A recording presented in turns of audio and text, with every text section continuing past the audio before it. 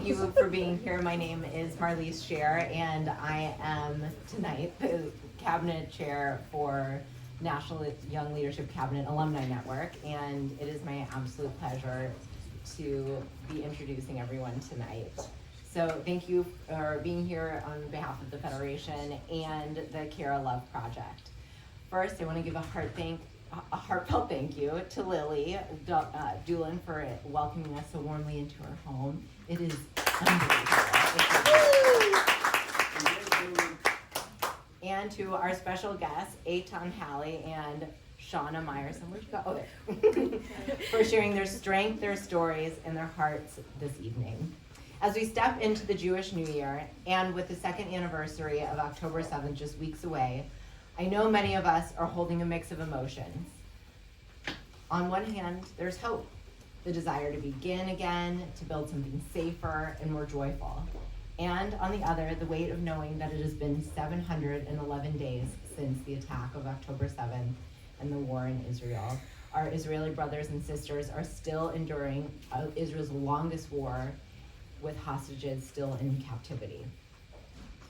Tonight is about holding two truths: the hope for renewal and the sacred responsibility to remember. I'm proud to be a part of our federation that's doing both. We're creating meaningful moments of commemoration, like bringing the Nova Music Festival exhibit to LA, and evenings like this that embody the Jewish value of bearing witness while also taking action. Since October 7th, our federation has raised $37 million that have been deployed through the Israel Emergency Campaign. Right? Look at that. We've been supporting victims of war and terror, providing emergency assistance to bereaved families, helping small businesses survive while their soldiers are off serving, and offering critical mental health care to nearly the 40% of Israelis who are experiencing post-traumatic stress and trauma. This evening is a chance to listen, to reflect, and carry these stories of resilience into the year ahead, with renewed passion for Tikkun Olam and for healing our broken world. With that, it is my privilege to once again thank Lily for her unwavering love of Israel and her extraordinary leadership to our federation. Now I'm going to turn it over to Lily to share her own journey as an advocate for Israel and to introduce our special guests.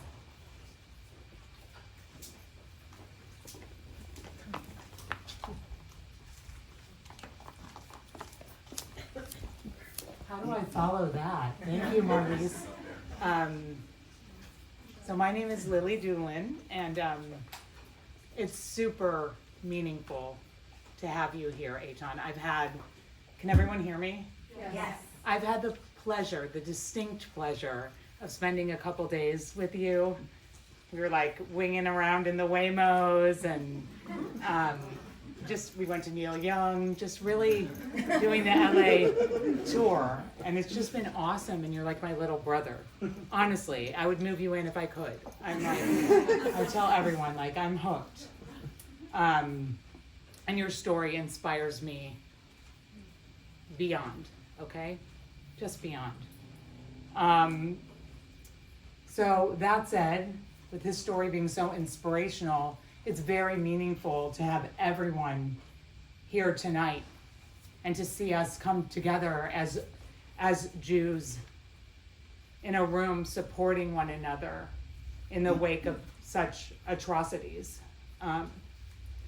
So I for one, and I know everyone here, can't wait to hear what you have to say. So yeah, you're my soul brother. I wrote that in my notes, but I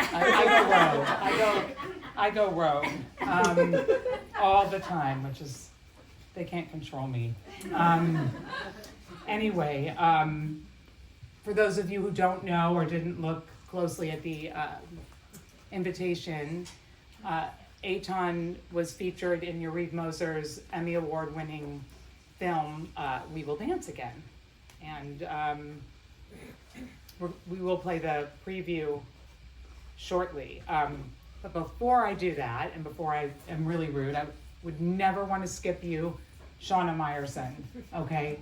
Shana gave up a career in yoga, where many people have in our yoga community have turned their backs on their Jewish brothers and sisters in the worst of ways. And she really lost her career in the wake of this. And did she go under a rock and just lick her wounds?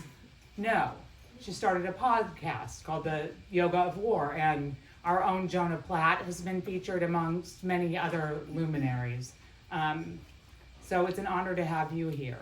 And this is truly a night of heroes. Everyone in here, I know it sounds so hokey, but I mean it. Like, we're all heroes for showing up tonight and bearing witness to what may not necessarily be comfortable.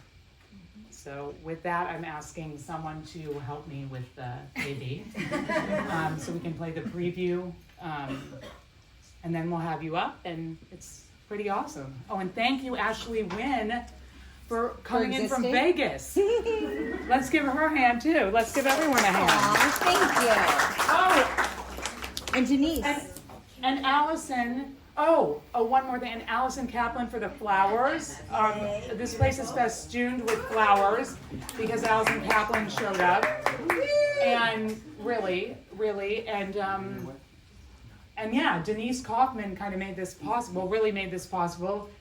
She was like, let's bring Eitan to Hawaii, to tour the Hawaiian Islands, to share his story, to go heal, rejuvenate, and so he is going to be in Hawaii after this. Not too shabby, Eitan. Okay. So I need help with the Apple remote. Oh. I just think it's important for Okay. So you guys want to know what the Care Love Project Well, I do. I is? think it's important. Karen thinks it's important, and Karen, if I was just a good girl and would go on script. So the Kara Love Project was founded in memory of our beloved daughter Kara, who passed away here at home from SIDS in 2009. And we wanted to do something very beautiful in her memory. And we focused on marginalized individuals and communities everywhere. But, in the wake of October 7th, we pivoted. And one of our most cherished causes is the Federation and Jewish causes, because we need to stand up for each other. And I feel very strongly about that. Thank you for making me, Karen. Okay.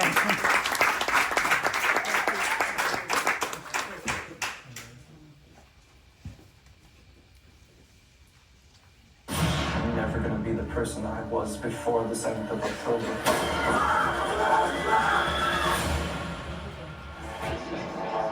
The Nova Party was amazing. I've not seen anything remotely close to that in years in Israel. 3,500 people went to dance for peace and for love. I see a bunch of people looking up to the sky. ואז אני מסתכל ימינה ואני רואה זרקורים של אור מגיעים מרחוק. The most rockets I've ever seen in my life from Gaza. I thought to tell my friends to leave, but it was already too late. And then I heard the first bullet.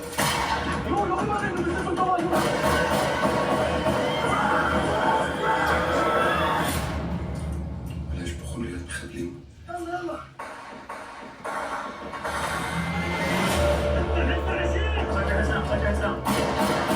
ופשוט אני מרגיש את הכדורים מעל הראש שלי. אני אפול על הרצפה, מתחזה למת. אני מתחבאת פה בתוך המקרר. אני הולכת למות היום. Everyone is trying to call some authority. No one was really answering. לא אכפת לי למות, כאילו, כמו שזה פחד על המשפחה שלי. לא מגיע להם לקבור ילדה. I remember seeing a terrorist with the Hamas symbol on his head, and he was smiling, like it was a game. אחד מ9 אנשים פשוט כאילו לא שרד שם. העתיד שלהם שהיה לי בידיים. תקצו לי. הזכר הראשון שראיתי הייתה יפה, אז סליחה שנייה שראיתי את אף שבוע I'm never gonna be the person I was before the 7th of October. I'm trying to figure out who I'm gonna be now. Every single person that I lost on that day would have made the hell out of this life. And for them, I need to continue living.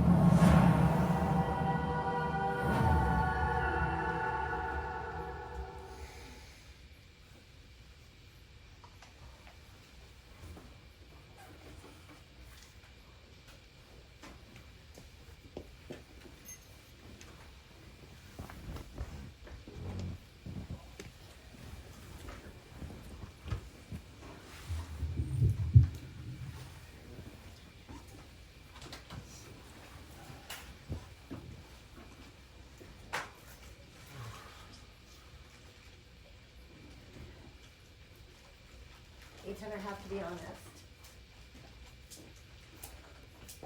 Watching that trailer gives me not just the chills, not just brings the tears, it makes me physically ill. I wasn't even there. I'm gonna assume you've seen this trailer a million times at this point. I was watching you. How does it hit you after a million times? That trailer sends shivers down my spine every time I see it. No matter how many times I see it, it always affects me. It always changes the way that I see the world. Even now that I've seen it a million times, it still hits me at the weakest point. I'm never ready for it. I never expect it. I haven't seen the trailer for a while now, and seeing it again just brings me back to that same moment. I want to get into the moment. Before we do, I think that sometimes here in LA, right, the entertainment capital of the world, we lose sight sometimes of what is real and what isn't. And your life, particularly in the past 2 years, has played out like a Hollywood movie. You've got horror and hero and I don't know how this is gonna work. I'm gonna bring this closer. Horror and heroism, and you've got resilience and in essence, honestly, a rebirth. But this is not a movie. This was your lived experience. So as you share that with us this evening, I first want to ask, what compels you? What compels you to go all the way across the globe to speak to a room full of people in Los Angeles about this experience? I think it's just one of those feelings that you get, the feeling of responsibility, that you need to do these kind of things. And when you don't do it, you feel like you're empty and you're doing something wrong. And I can say that after my last speaking tour that I finished about 7 months ago, I went back to Tel Aviv. I decided I was gonna take time off of work. I'm just gonna let everything soak in and really understand what's going on with me, how I feel, what PTSD is really, what it really feels like. And I can tell you that leaving Israel to come here was scary. But I think the day that I landed, the second that I saw Lily with David and the kids, it just felt right. And now sitting here and sharing my story with all of these lovely people that are here to support and love Israel, I feel like it's the most important thing that I've been doing ever since. And in a way that I think some people, particularly anybody who has not been back to Israel yet since 10/7, I highly recommend everybody get there while we still have the opportunity to bear witness. while the sites are still there, while they're still raw, but for now, we are all bearing witness because we are watching in the world today revisionist history that is whitewashing 10-7. I was doing research for a Substack this weekend, and do you know on Google, try to look up some of the stories from 10-7, the ones you know you saw. They're gone. They're gone. All that's left is what's alleged and what's been debunked. And that's why we all are here to make sure that we carry your story with us. And I want to ask, because you said that if you don't do it, it leaves you feeling empty. And I'm curious if these discussions for you feel more healing or hard? That is something that I'm still figuring out myself. On one hand, sitting here in front of a crowd and talking, it's not easy. I was never good at it before the 7th of October. I think the last time before the 7th of October that I got up in front of a crowd was in one of my classes in my bachelor's. And I remember I got up, I started walking to the head of the class, I opened my mouth and I was able to, I don't know, pop out like 2-3 words, and I started mumbling and it sounded horrible. But ever since the 7th of October, it's just, I guess it felt like someone gave me the power to do this. Someone gave me the responsibility to do this. And ever since, it's just been the most fulfilling thing I've ever felt in my life. I feel really weird swinging this back and forth. How is the sound back there? Is it okay? Do we need to do the thing? Yes? Okay. Okay, cool. We'll just sort of lean in. Okay, cool. Okay. So let's get into the story, okay? Because that's primarily why people are here, and then I want to get more into the you. For those who are not familiar, can you sort of set the scene? What is the Nova Festival? Who is there? What's the vibe? The Nova Festival is a festival that I think it started in Brazil and it started going worldwide. The festival is all about peace, love, and just happiness. In my view, it always brought people together. I was supposed to go to the Nova Festival a year beforehand with my friends, but due to bad weather or something, it got canceled. So when we were going to this one, it was in a way fixing or going to something that we already expected back then and got let down in a way. And when we arrived to the festival, everyone was dressed their best, everyone had a smile on their face, and they were all just radiating peace and love and just happiness. And I think that's what the Nova Festival is about, just bringing people together to love each other. And who's there? I mean, is it, so we've heard about a lot of young people your age, but that is far from the reality of who's there. Can you give us just sort of a broader perspective? Who shows up there to celebrate? So you have the younger crowd, younger than me also. The younger crowd. The younger crowd, yes. You have the older crowd. Like me. All ages. And then you have all the internationals that fly in for this festival. And there was a big amount because they brought in really good DJs as well. And they promoted the Nova Festival as much as they could. And there was a good there were like 3,500 people there. At any point, did an alarm go off in your head when you found out that this was going to be at the Gaza border? Now, I do want to say that for anybody who makes the argument that this was a provocation, this was on sovereign Israeli territory. That would be like saying having a concert in San Diego is a provocation to Mexico. But when you saw how close it was going to be to the border, did anything inside of you say, this might not be a great idea? So it's funny that you asked that, because that's one of the things that were going through my mind as I was driving down to to the border. It wasn't that I'm scared because Gaza is so close. It was, I'm driving with two of my friends, and I look at the border and I realize that Gaza's right over there, and I'm thinking to myself, it's funny how close we live to each other, but we live such different lives.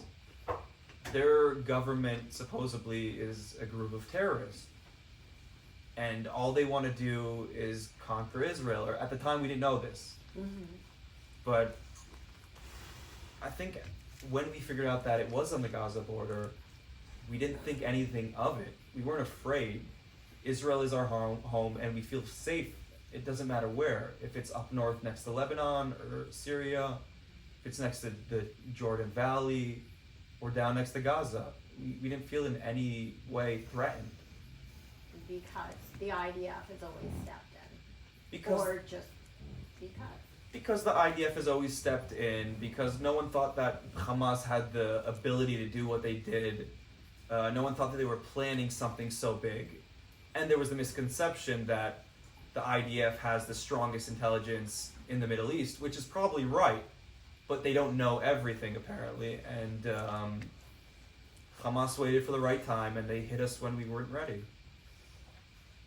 So here you are, you've got thousands of people from all over the world having the time of their life. Everything culminates in the morning with the sunrise, and it's this moment that everybody waits for, and the sky opens so everybody can see each other, and it's the high point. So it's 6:29, the sun starts to rise, there's a thrill, there's an excitement, and then there's, what did you see? So like you said, sunrise at festivals is the most magical moment. You begin to see everyone's faces, and there's this overwhelming feeling of love and peace in the air. It's the highlight of the party. Everyone is waiting for it. A lot of people also come towards sunrise just to be there for that. So we start walking towards the stage as the sunrise starts coming up. We feel the beat of the music in our chest as we get closer, and then suddenly everything stops. The music cuts off. I turn and I look around, and I see everyone pointing their phones at the sky. Confused, I look up, and I see a massive barrage of rockets being fired from Gaza just a short distance away. The Iron Dome fires back, intercepting as many rockets as it could and exploding mid-air. Now, some people thought it was fireworks because we were at a festival, and who would think that the Hamas would attack us at that moment? But living through rocket fire before, I knew exactly what was happening. Or at least I thought I did. I stayed calm, and I waited for the music to return and the dancing to continue. But the music didn't return that day, and the dancing didn't continue.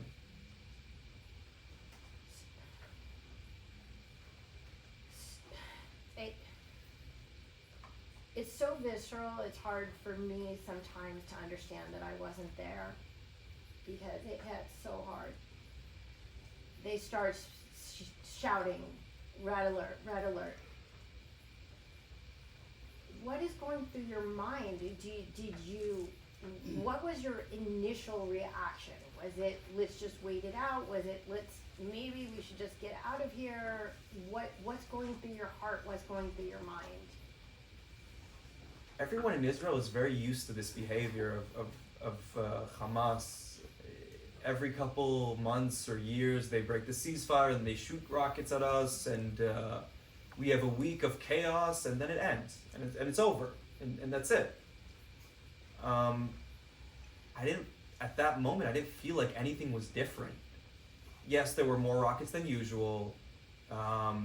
Yes, it was very close to the Gaza border, but I guess I was a little bit naive. So at that time, I was just trying to stay calm and make sure that my friends were relaxed. some of them started panicking, and I tried to help them out as much as possible. Now this went on for about 20 minutes until, or 20 minutes, maybe even 40 minutes, until a security guard and a policeman came up to us and told us, guys, you gotta leave now. You're not staying here. It's dangerous. The party's over. The music isn't gonna return. Like, you can go. So we pack up our stuff and we start heading to the car. I was sad, disappointed, but I didn't feel like I was in any kind of danger. You get in your car. So I hate to draw the parallel of being here in LA during the fires, the people who had to literally walk out of their cars because they couldn't get out of the canyons. It seems very similar to what was happening. You have thousands of people trying to get out of this parking lot. You could turn right or you could turn left, from what I hear. And you turned which way, why, and what did you see on the road? Did you? So at this point, it was chaos. Everyone was trying to get to their car. Everyone was trying to get away as fast as possible. So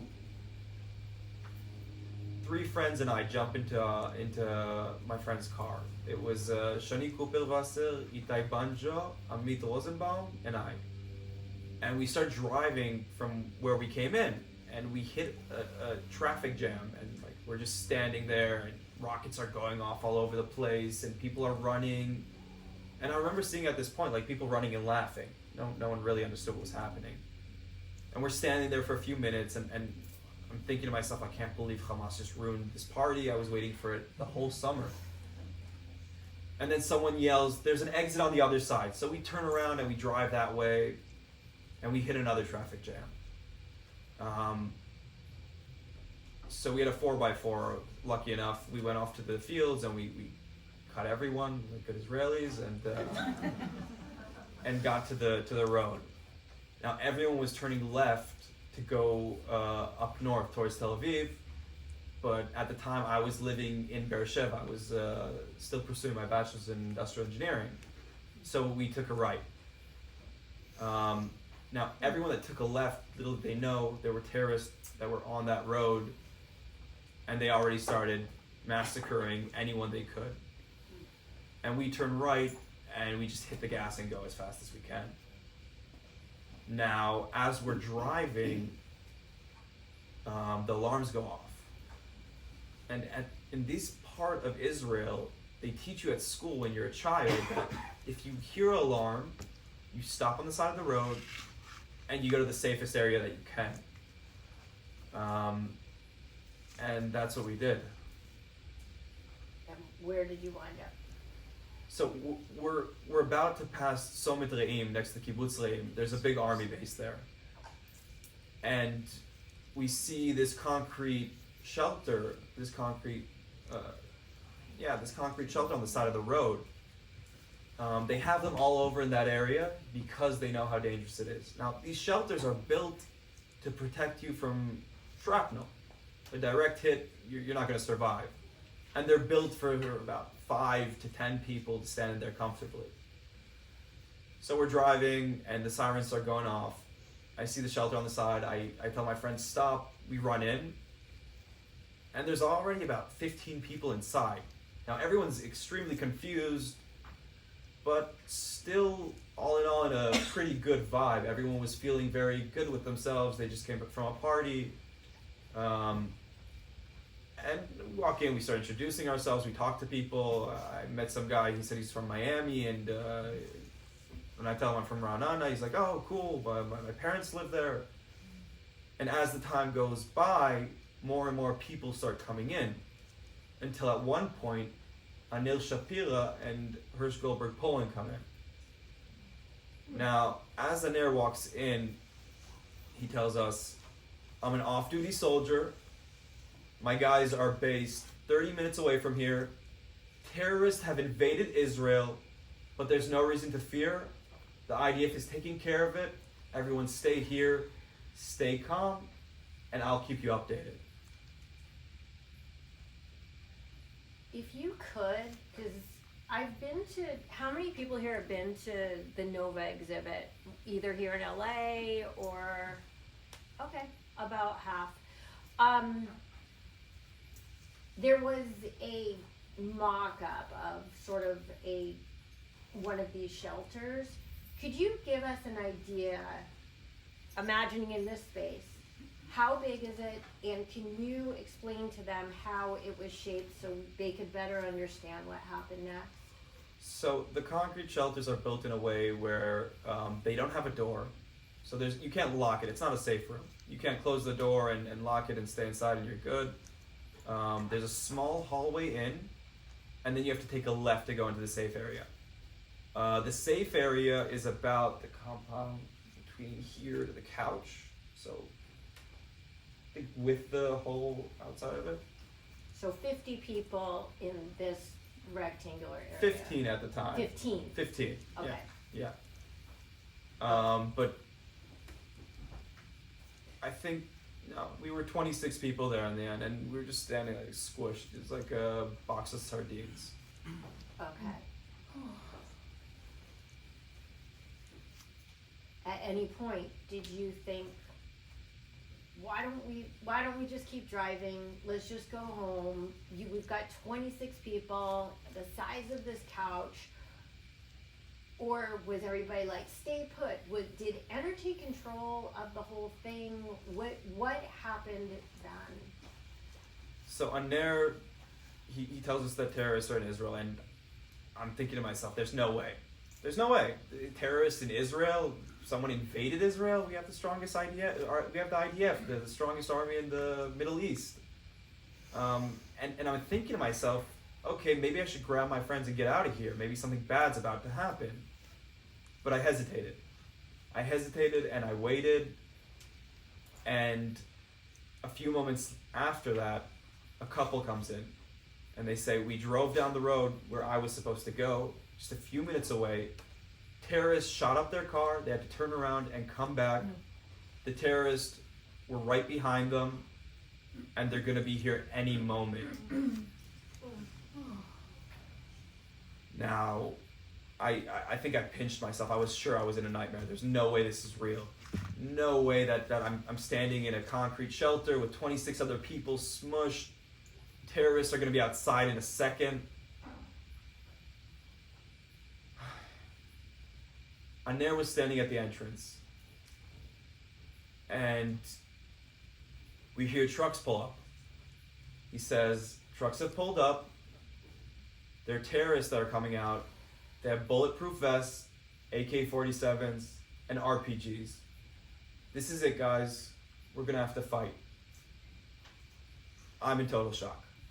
I don't even understand what's happening. I don't understand how something like this is happening. But I snap out of it. I pull out my phone, and I call the police. I tell them, we're outside of Kibbutz Leim, in a concrete shelter. There are armed terrorists outside, and at this point they already opened fire at the entrance and start yelling at us, come outside, come outside. Terrorists are shooting at us. If you don't arrive immediately, something horrible is going to happen. And they just kept on asking me these regular questions, these generic questions. Are you safe? Can you hide? What do you see? And then we hear something rolling inside. It made this clinging noise. And Daniel just reaches down, picks it up, and throws it out. Boom. And he says, the terrorists have started to throw grenades. If you see one, pick it up and throw it out, or point it out for someone to throw out. He's standing at the entrance, and I'm right next to him. And he threw out a few grenades. I'm still on the phone. And all of a sudden there was a blast at the entrance. I feel something sharp hitting my hand. My eardrums pop, leaving me with a ringing noise that haunts me till this day. I look down at my phone and I try to hang up, but the screen isn't working. So I drop my phone gather my strength, and that's when I realized that if I don't fight, I'm not going to walk out of there alive. Now they keep on throwing in grenades, and Annette keeps on throwing them out. And I'm thinking to myself, wow, this kid's a real life superhero. He's doing something that I've never heard of anyone doing before. Throwing live grenades like it's nothing. But I'm also thinking what he's doing is extremely dangerous. And if something happens to him, someone will have to continue what he started. And I was getting the feeling that it may have been me. I might have to continue him. And I think it was 7 or 8 grenades that he was able to throw out. And then there was an explosion at the entrance. I go flying back, hit my head, pass out, someone lands on me. I lost consciousness for a few seconds. I open my eyes, and I look at the entrance, and I see her sitting there, his hand blown clean off. And then someone says, "There's a dead guy over here." I look over. It was Anel. He gave his life protecting ours. And I find myself standing at the entrance where he was moments before, and I know that the next grenade that lands, I'm going to have to pick it up and throw it. And then something lands at my feet. I look down and I see a flame coming out of the top, a few inches tall. And it's getting shorter and shorter. And I know that if that flame goes out, the grenade will go off, and everyone at the entrance will die, and the terrorists will get in. I reach down, I pick it up, and I throw it out. I'm in shock. I'm surprised that I was able to do something like that. I don't remember how I threw out all 3 grenades. I remember the first one and the last one. What happened with the last one, the terrorists came to the conclusion that if they throw more than 1 grenade at a time, they may have more success. And that's what they did. They opened fire at the entrance so no one could see them coming in. One of them walked up really close, threw a grenade that bounced off the wall and landed deep in the crowd of people. And another one rolled one at my feet. I reach down, I throw it out, and I turn around and start yelling, "Grenade, grenade!" Boom. I feel a powerful force lift me off my feet and throw me against the wall. I bash my head for a second time and I pass out. I was out for a few minutes this time.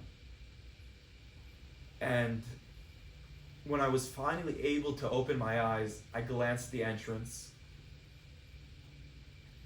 And I see a terrorist walk in. He walks in, he aims the AK-47 at Hirsch, who slowly starts getting up. And I close my eyes and I lean back again.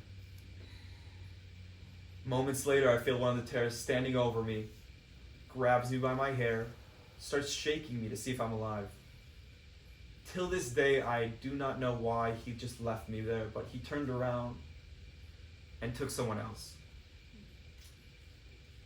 The terrorist kidnapped 5 people, loaded them onto the trucks, came back in, stood at the entrance, started screaming Allahu Akbar, and started opening fire into my innocent friends. I was fortunate enough to be with my back to the wall, and they were standing right next to me. All they had to do was turn just a little bit more, and I would not be here to tell my story. And after that, they left. They left us to die.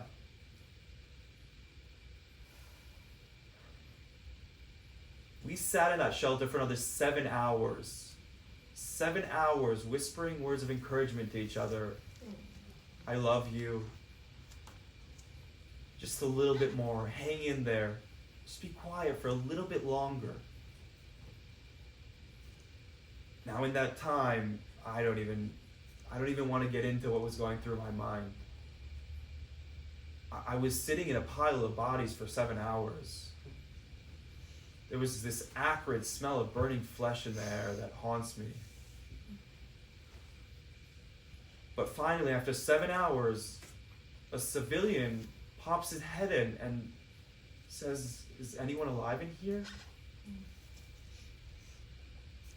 And that's when I knew that we were saved. A civilian named Eyal, he came looking for his son.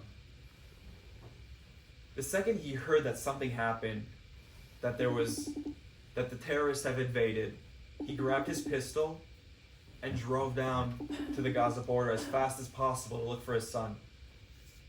Now, his son, like us, went to one of the bomb shelters, but unfortunately he didn't survive. Now, what happened to his son was very heroic. His son and two other of his friends went into the bomb shelter with 3 girls, and when they heard the terrorists coming, they talked in between themselves, and they came to the conclusion that if they go out and fight with the terrorists, they may not come in after that. And they tried to do that and gave their lives for those 3 girls.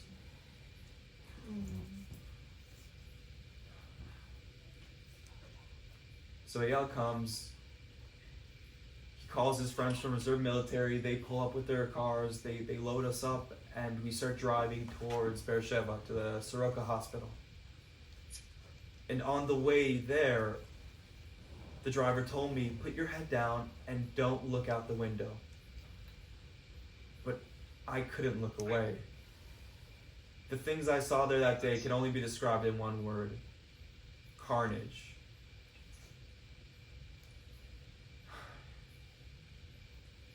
Burnt cars all over the road. But we finally got to Soroka Hospital, and for the first time in what felt like forever, I felt safe. I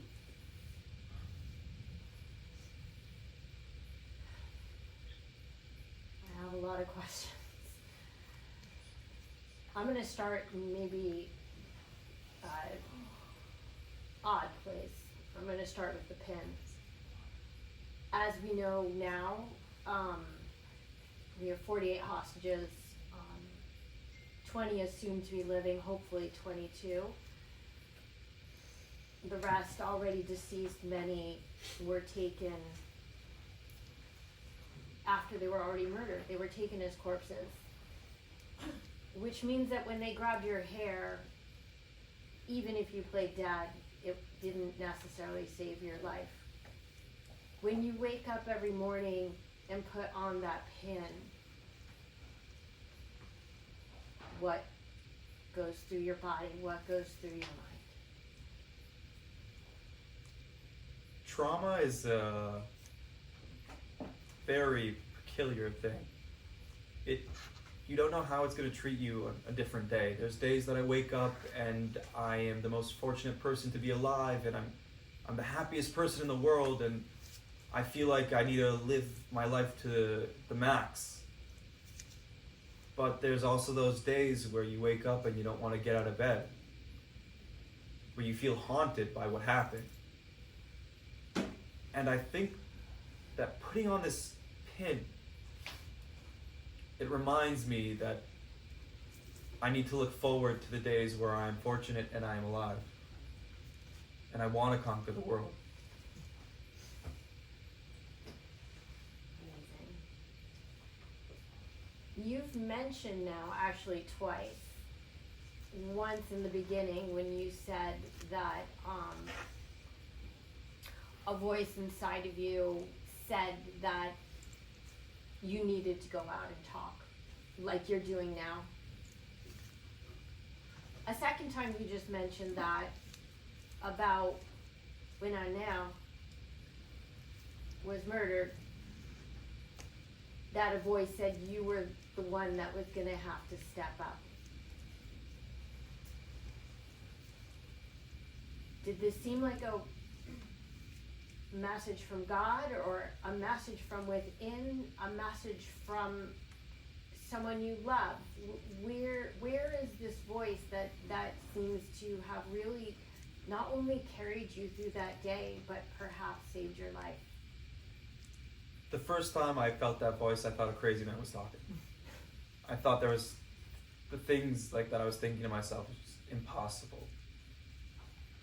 But I found that if I follow this voice and I'm true to it, that is the best feeling that I get, and that's what really leads me in the path of the righteous, or the path that I need to walk down.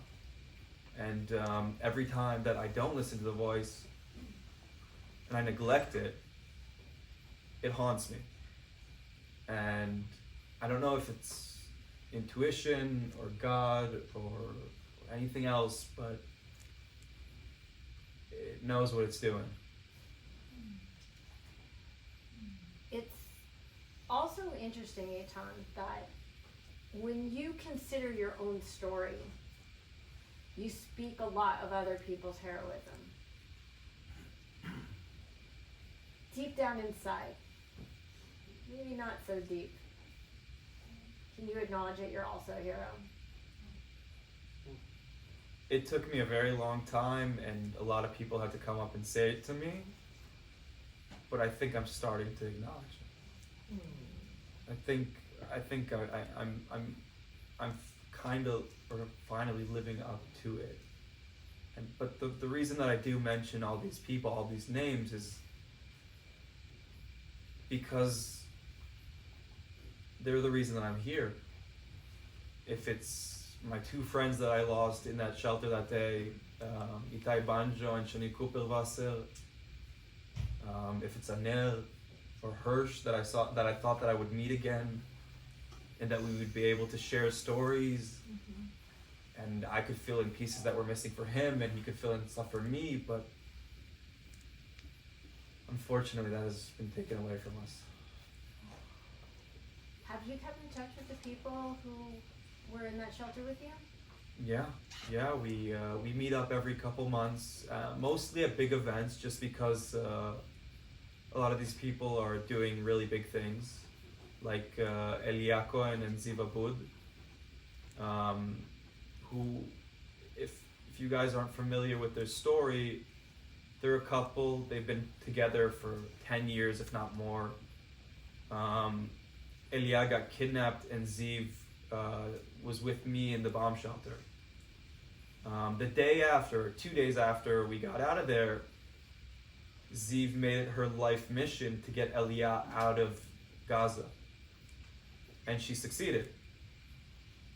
And Elia took it upon himself to get Alon Ohel out of Gaza.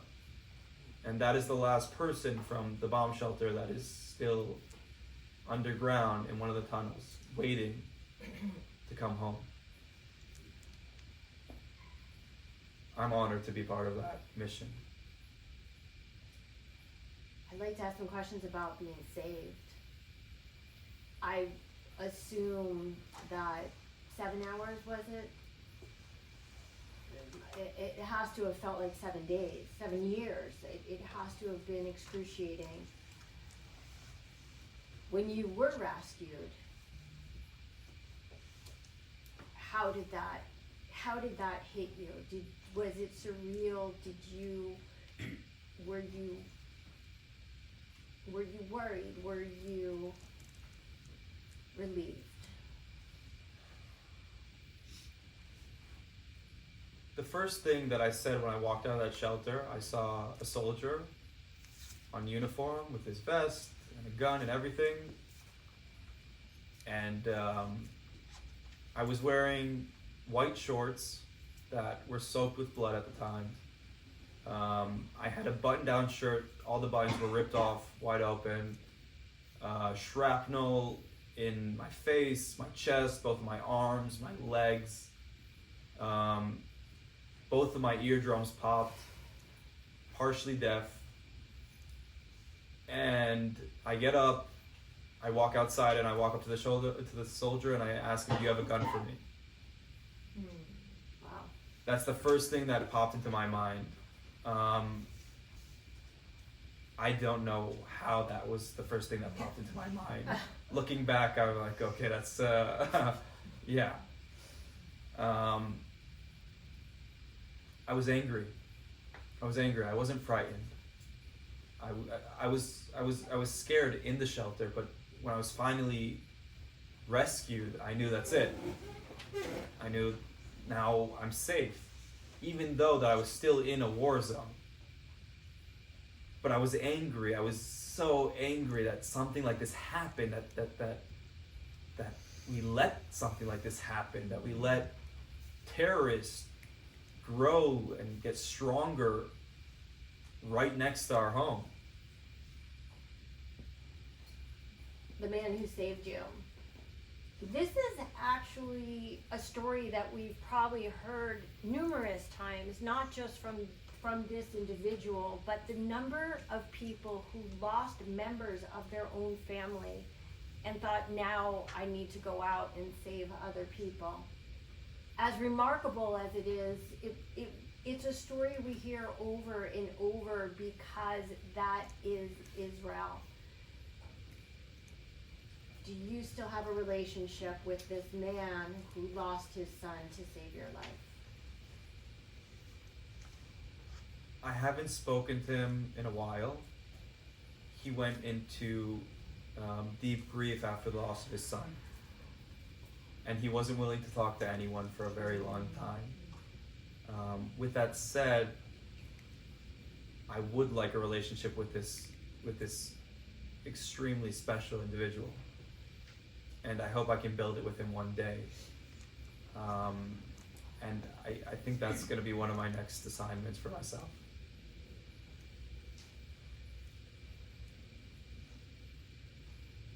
What about your friend's parents? That's been the hardest thing. Part of my healing process was just putting the whole story aside and trying to not forget about it, but put it behind me. A short month after the Nova Festival, I started working as a software engineer. I thought that by getting back to the job that I wanted before the 7th, I could continue on with my life. But I realized after a couple months that it's just not, I'm not able to sit down and work in a high-tech company while all this is going on around me.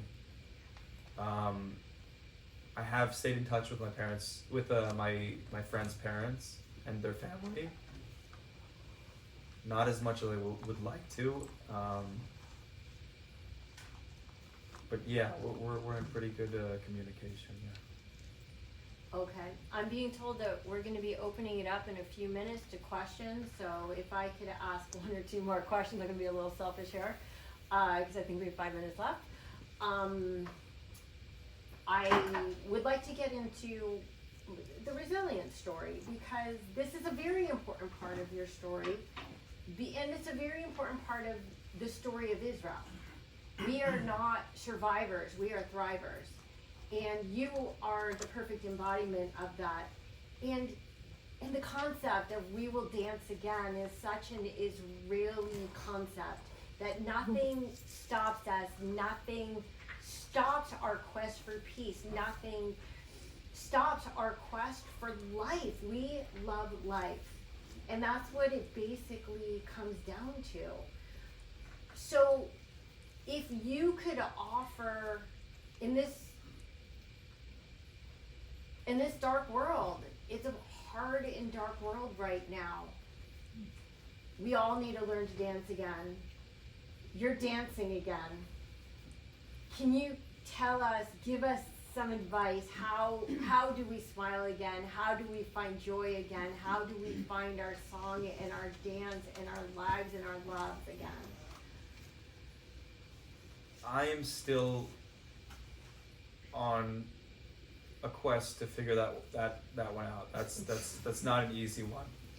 But I can say that if you're able to find a purpose and stick to it, that is the strongest thing ever, and that will lift you up. That will keep you going forward, and that will keep a smile on your face. Now, finding a purpose isn't always easy. I'm not sure I have found mine yet. I'm still searching and seeking. but I think that's also part of it. Searching for a purpose. And Israelis love living their lives like today is the last day they're ever going to live. And I think that's the only way that you can live in Israel. Yeah. It's funny, not funny, but this is what I've always said about, I mean, forget about 10-7, this is what I've always said about 10-7. Anybody who stepped foot in Tel Aviv understands this is a city that lives for the moment and just squeezes the life out of every moment. So I'm gonna go ahead and turn it over to questions if people have questions.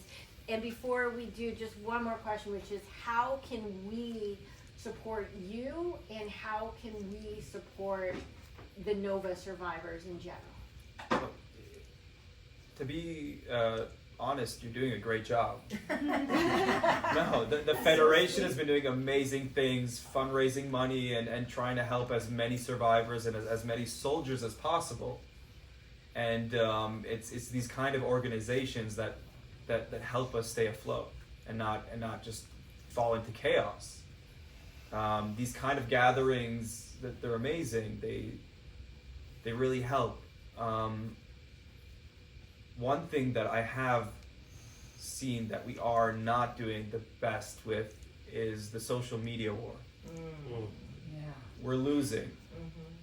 Yeah. And I understand why. Well, I know that Qatar is fighting, or whoever is behind this is fighting that war and trying to influence as many people as possible. And they realize that by going to social media, to all the big influencers and getting them to say specific things, that they can make the young generation believe it. And it's working very good for them. And I think we gotta start fighting back on that front. If I could just add one thing really quickly. Everybody in this room needs to know we are the majority. The majority of people in Western civilization do know the difference between good and evil. Here's the thing, the silent majority becomes the vocal majority when we all start talking and talking loudly. So if we all take it upon ourselves and tell 5 friends and tell them to tell 5 friends, we actually can overcome the bots and we can overcome Qatar and we can overcome the disinformation as long as you educate yourself, know the truth, and constantly, relentlessly put it out there. And questions? Eitan, thank you so much for that. I have a personal question. I'm curious to hear about your relationship with the Jewish faith and how that may have evolved over time, what that looks like. So my parents are religious. I grew up in a religious home, and I think it was when I was 8 years old, I made the decision that I'm not going to be religious, and that I feel no connection to God, and I was just going the other way. Ever since that event, I've been feeling, I don't know if it's God speaking to me or showing me signs, but I feel the connection. And I've gotten much closer, and I believe in God and the relationship that I have with Judaism and everything, and it's just been going uphill. Yeah. Any other questions? Yes. I don't know if your family experienced the Holocaust, or I know they were born here, so I'm not sure, but do you see some similarities with people who come out of Holocaust, the survivor guilt? You say some days you're depressed. Do you feel that survivor guilt, or is it that you feel you have to live double and triple for all the friends that you love? I have some family that survived the Holocaust. A great aunt. I met her when I was younger, and she passed after that. But one thing that I remember, that she was the happiest person on planet Earth. She enjoyed every day. She would walk into a room and everyone would notice her. On my last speaking tour, I went to Germany for a week, and I had the honor to join a Holocaust survivor and to go to high schools there and to speak to the young generation. And I saw that quality in her as well. She would walk into a room and she'd just light up. And everyone saw her and she was always happy, and I don't feel like I went through something big enough to compare myself to a Holocaust survivor. I can say that the hostages, I think that they're up there with them. And I do feel a responsibility to try to do something with my life, so I didn't survive for nothing. But I have some kind of purpose, some kind of something to move me forward, some reason that I survived. I'm not a Holocaust survivor, and they've been through things far worse than I have been. But I am honored to learn from them and to see how they live their life to the fullest. Good question. Other questions? Yes. Firstly, I feel like just myself and probably everyone else in the room could just hug you. Just to hug you.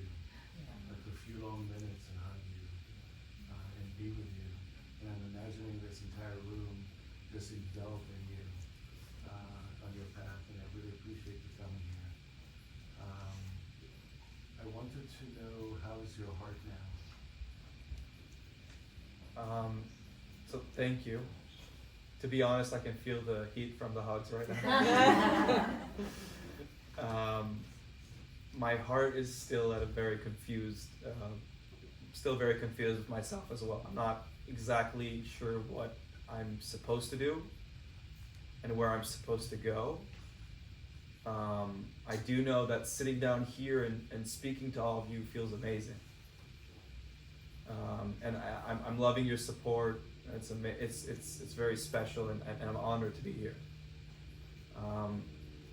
I hope I'll be able to continue doing this for a while now, and maybe even reach communities that don't per se support Israel and support Jews off the bat, and maybe be able to make a real difference. Any other questions for Eitan? I think, Eitan, that listening to you for the most part leaves us all speechless. It's hard to come up with words. And I'm a talker. So to that, let me just say, Eitan, thank you so much for sharing your story with us today. I know it's not easy. Lily, thank you so much for not only lending us this home, but giving me the opportunity to have this conversation. And thanks to the Jewish Federation for bringing this all together.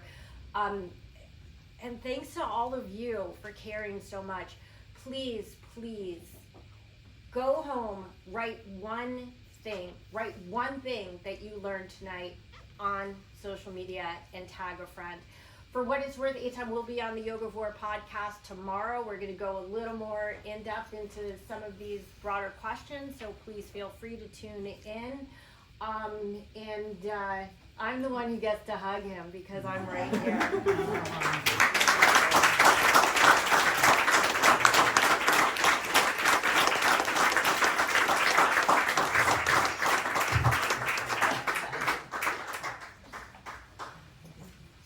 Thank you guys. I mean, really, I think I can say collectively blew our minds today. It was really, really powerful. So thank you so much for taking the time. And your questions were really thoughtful. So thank you.